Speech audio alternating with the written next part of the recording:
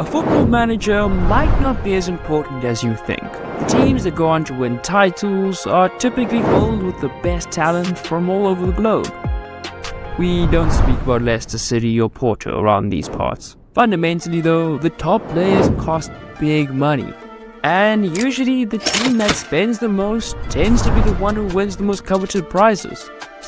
Again, there are always exceptions. As John Muller's article for The Athletic puts it, where you finish in the league depends on the money you spent. It's a statistical fact. Muller then builds on this by saying, managers' influence on the game is much less than people believe. They choose the players and the tactics, but their role is limited. This is a game played by the players. This is even backed up by statistical research. Stefan Seismansky and Simon Cooper in the book Soccernomics looked at this topic in great detail. They looked at the amount of moolah Premier League and Championship clubs spend on wages. And surprise, surprise, wages seem to correlate incredibly closely with results.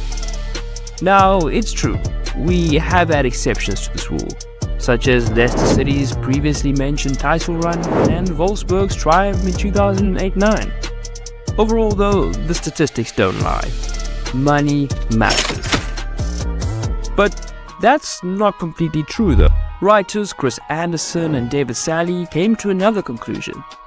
They pointed out that the wages considered covered all the football club's employees, meaning the wealthiest clubs could also afford to hire the best coaches.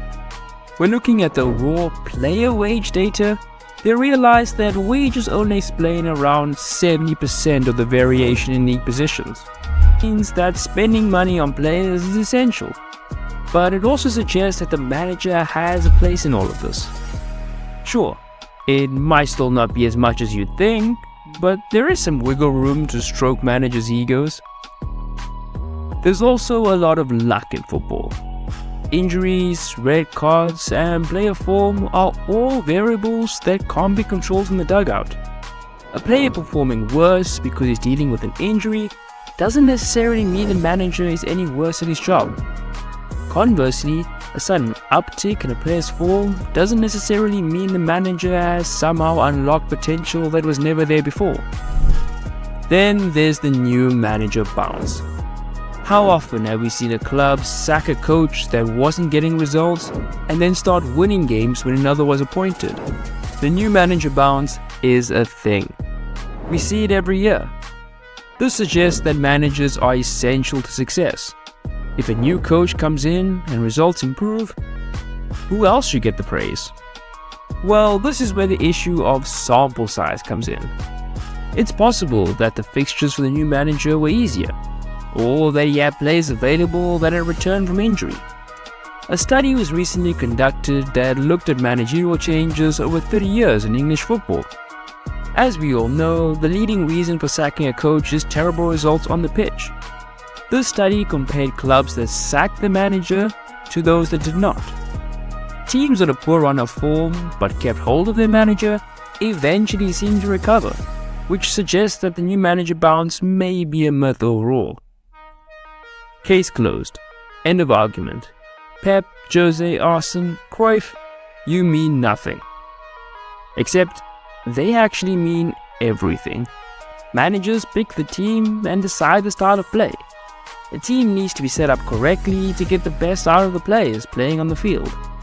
Everyone needs to know their job and feel they have been given clear instructions on how to operate in their positions. Players need to feel confident, as football is a confidence game. The person whose job it is to provide this motivation is, of course, the manager. Club culture is important, and ensuring players train effectively and are disciplined falls under the manager's umbrella of tasks. Someone needs to be the glue that holds the club together and deal with such things as disciplinary matters. Making the correct decisions when recruitment is conducted to benefit the team is also important. Many clubs nowadays have a sporting director in this role, as well as a vast legion of scouts, but the manager also needs to know what players he needs to benefit the style of play he wants to implement on the pitch, in order to get positive results. Manchester United have become a powerhouse under the stewardship of Sir Alex Ferguson. He managed to build several title-winning teams in a period that lasted over 20 years, and even won a historic treble for the club, a feat that at the time of recording still hasn't been achieved by any other club in England. Manchester United has spent a lot of money since then and still have not succeeded in winning a domestic title since his departure. So if money is the deciding factor, why is this the case? The debate on whether the manager is important could rage on for an eternity, and some of the previous points given in this video give us a lot to think about. However, the manager is still a critical factor when running a football club, and possibly still the most important singular figure at a club. You can't take away the impact and legacy left behind by such great managers such as Brian Clough, Matt Busby and Bill Shankly, as well as modern greats such as Sir Alex, Arsene Wenger, Pep Guardiola and Jose Mourinho. These men all clearly left their footprint on European football and changed how the game was played. Sure, they might not have been as impactful as we may think, but football as a sport, as a spectacle, would be far worse without them. Have to say bye bye yo, bye bye yo.